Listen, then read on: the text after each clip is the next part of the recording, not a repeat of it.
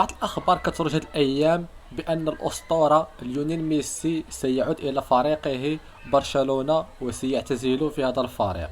في هذا الفيديو هذا غنعرفوا الحقيقة ديال هذا الشيء، واش هذا الشيء بصح ولا غير كذوب.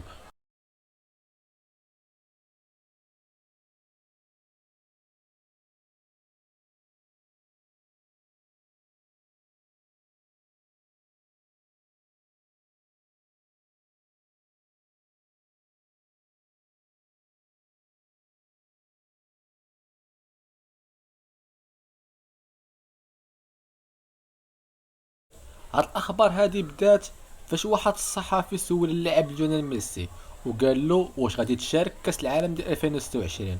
رد عليه ميسي قال له انا مازال ما عارفش واش نشارك في هذه النسخه هذه ولا ما غنشاركش، ولكن انا رجع لواحد الفريق. وهذا الفريق شكون هو غيكون؟ واش باريس سان جيرمان ولا برشلونه؟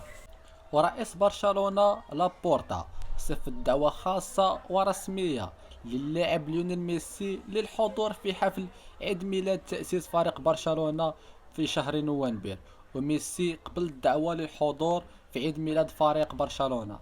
أما بالنسبة لعقد ميسي مع فريق انتر ميامي الأمريكي غيسالي في هاد السنة هادي، نتوما بالنسبة ليكم واش ميسي يقدر يرجع للبارسا ولا ما غاديش يرجع؟ خليو لي الآراء ديالكم في الكومنتيرات.